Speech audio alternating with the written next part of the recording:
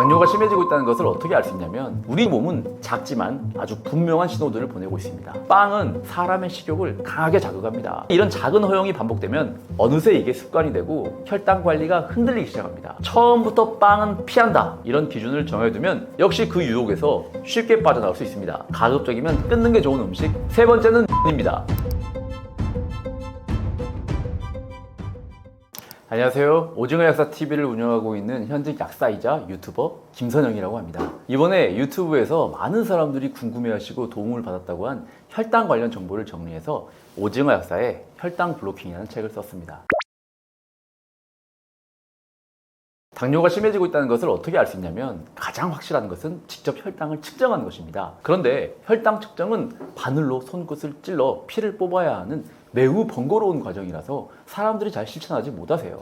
그래서 육안으로 어느 정도 확인할 수 있는 방법이 있는데요. 바로 당화 반응을 이용하는 것입니다. 당화 반응이란 게 뭐냐면 높은 혈당에 오랜 시간 머무를 때 우리 인체 내에서 단백질 조직이 포도당과 만나서 구조적 그리고 기능적 변형이 발생하는 현상인데요. 가장 대표적인 지표로는 당화혈색소가 있습니다. 혈액 속에 있는 헤모글로빈이 포도당과 결합하면 당화혈색소라는 형태로 바뀌는데 이 수치는 최근 2개월에서 3개월 동안 평균 혈당이 어느 정도 되었는지 보여주는 정말 중요한 지표입니다. 그래서 공복혈당이 정상이더라도 당화혈색소가 높게 나왔다면 이미 몸 안 어디에선가 혈당 스파이크와 당화 반응이 계속해서 일어나고 있다는 뜻이 됩니다. 문제는 당화혈색 수치가 올라가고 있어도 몸으로는 뚜렷한 증상을 느끼기 어렵다는 거예요. 그래서 많은 사람들이 이걸 놓치고 지나가기 쉽습니다. 그런데 우리 몸은 작지만 아주 분명한 신호들을 보내고 있습니다. 일상 속에서 눈여겨보면 알아챌 수 있는 아주 작은 변화들인데요. 첫 번째 신호는 이 손톱이 잘 깨지거나 갈라지고 부서지는 현상입니다. 겉으로는 단순한 영양 부족처럼 보일 수 있지만 사실은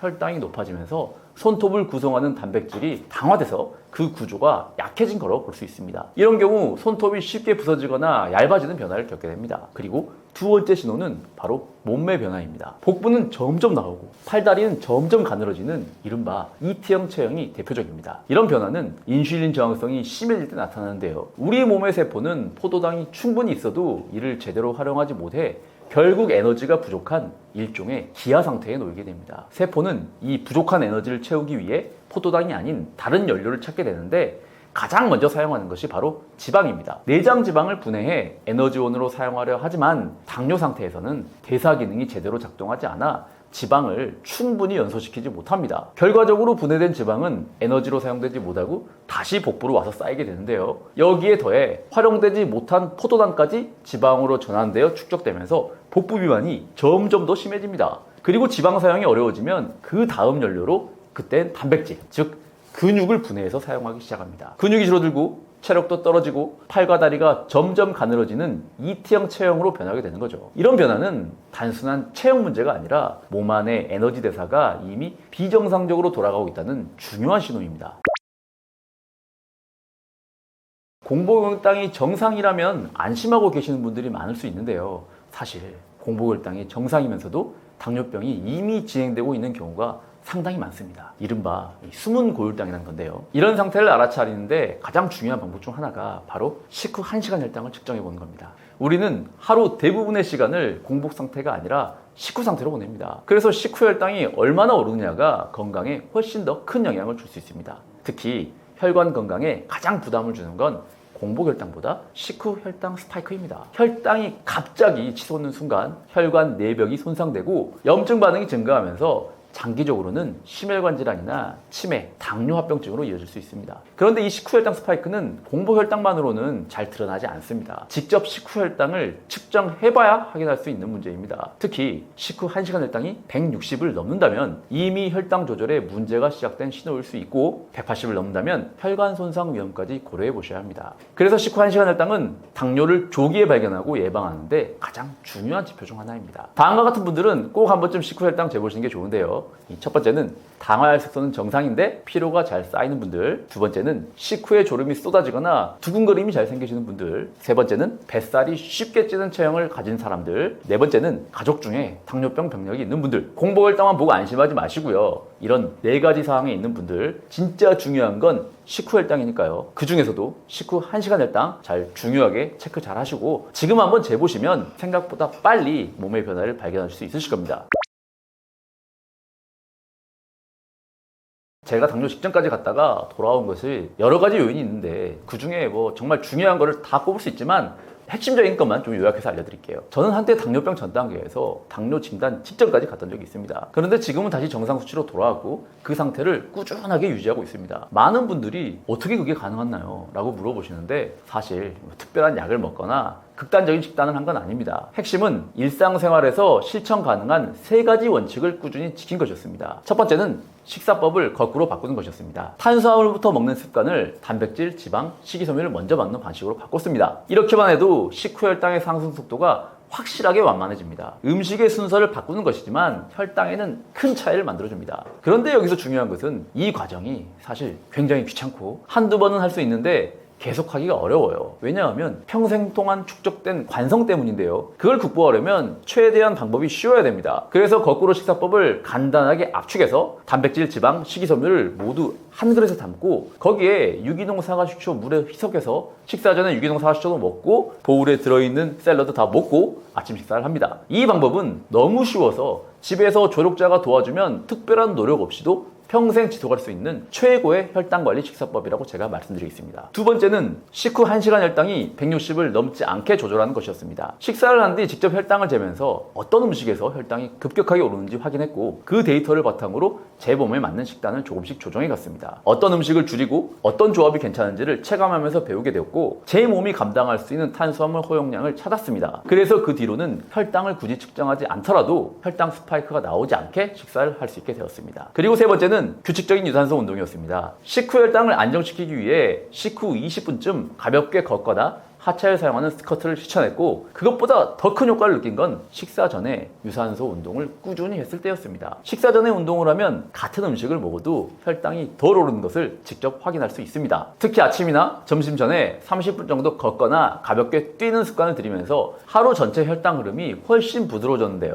여기에는 분명한 과학적 근거가 있습니다. 유산소 운동은 근육 속 미토콘드리아의 생합성을 촉진시켜 세포가 포도당을 에너지로 더 효율적으로 태울 수 있게 돕습니다. 이렇게 되면 몸이 혈당을 더 잘 활용하게 되고 혈당이 쌓이는 걸 줄일 수 있게 됩니다. 게다가 운동이 끝난 후에도 체내 대사는 활발하게 유지됩니다. 이를 애프터 번 효과라 부르는데요. 운동이 끝난 뒤 몇 시간 동안 몸이 에너지를 계속 소모하는 상태가 유지됩니다. 이 기간 동안 포도당 소비도 더 잘 이루어지고 인슐린 민감도도 높아집니다. 즉 식사 전 유산소 운동은 혈당 상승을 미리 막아주는 준비 운동이자 운동 이후에도 혈당을 안정적으로 유지하게 해주는 든든한 보호막 역할을 해주는 셈입니다. 이런 원리들을 이해하고 나면 운동이 단순히 칼로리를 소모하는 수단이 아니라 몸 전체의 대사를 바꾸고 혈당 조절 능력을 키우는 핵심 전략이라는 것을 실감하게 될 겁니다. 당뇨 관리를 할 때 특히 조심하거나 가급적이면 끊는 게 좋은 음식 3가지를 꼽자면 저는 음료수, 빵, 면을 말씀드리고 있습니다. 그 이유는 단순히 혈당을 올리는 음식이기 때문만은 아닙니다. 이 3가지는 생활 속에서 가장 쉽게 접하게 되고 또 가장 무심코 먹게 되는 음식들이기 때문에 처음부터 명확한 기준, 즉 원칙을 세워두지 않으면 금방 무너져 버립니다. 첫 번째, 음료수. 탄산음료, 과일 주스, 단맛이 나는 커피, 심지어 건강해 보이는 곡물 음료까지 의외로 많은 음료에 당이 포함되어 있는데요. 게다가 음료수는 카페를 제외하고 우리가 방문하는 거의 모든 업종의 매장에서 서비스로 제공되는 경우가 많습니다. 이때 아무 생각 없이 그냥 마시게 되면 혈당은 순식간에 상승하고 말 그대로 혈당 로켓을 타는 겁니다. 그래서 저는 처음부터 나는 음료수는 안 마신다 라는 원칙을 스스로에게 선언했습니다. 이런 원칙이 있으면 서비스 음료나 권유받는 상황에서도 훨씬 쉽게 거절할 수 있습니다. 두 번째는 빵입니다. 빵은 시각적으로도 매력적이고 빵 굽는 냄새는 사람의 식욕을 강하게 자극합니다. 그래서 오늘 하나쯤은 괜찮겠지 이런 생각이 들기 쉽고요. 그런데 이런 작은 허용이 반복되면 어느새 이게 습관이 되고 혈당 관리가 흔들리기 시작합니다. 처음부터 빵은 피한다 이런 기준을 정해두면 역시 그 유혹에서 쉽게 빠져나올 수 있습니다. 세 번째는 면입니다. 우리 주변 식당들 중에서 면을 주재료로 쓰는 곳이 얼마나 많은지 한번 떠올려 보세요. 지난 한 주 동안 메뉴로 면을 먹은 날 비율을 떠올려 보세요. 국수, 라면,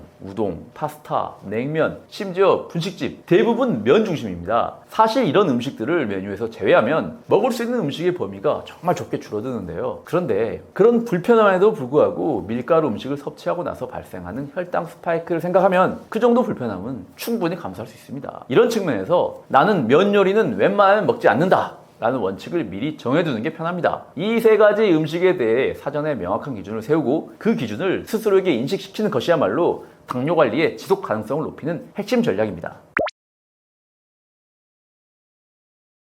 당뇨 환자에게 꼭 먹어야 하는 과일이 있나요? 라는 질문을 자주 받습니다. 하지만 제 대답은 좀 다릅니다. 과일은 건강식이 아니라 기호식품 정도로 생각하시는 것이 좋습니다. 왜일까요? 많은 분들이 액상과당이 몸에 나쁘다는 거 알고 계시죠? 그런데 중요한 건 액상과당 속의 과당이든 과일 속 과당이든 우리 몸에서는 똑같은 과당으로 작용한다는 것입니다. 과일은 본래 살이 찌고자 하는 생명체에게 자연이 준 최고의 선물입니다. 예를 들어 겨울잠을 앞둔 불곰은 가을철에 포도 같은 과일을 하루에 30kg씩 먹으면서 짧은 시간 안에 체중을 50%까지 증량시킵니다. 또 먼 거리를 이동해야 하는 철새들은 비행 전에 체중의 4배에 달하는 양의 과일을 섭취하며 몸의 지방을 최대한 저장합니다. 그 이유는 과당을 많이 섭취하면 몸속에서 일종의 에너지 고갈 경보가 작동하기 때문입니다. 우리 몸은 이 경고를 받아들이고 생존을 위해 에너지를 아껴 쓰고 지방을 저장하는 쪽으로 대사 모드를 바꿔버립니다. 쉽게 말해 과당을 많이 먹으면 우리 몸은 굶을 준비를 시작하고 지방을 계속 쌓아두려고 합니다. 물론 적당한 양의 과일, 하루에 한 줌 정도의 과일은 크게 문제가 되지 않습니다. 하지만 과일을 갈아서 마시는 것은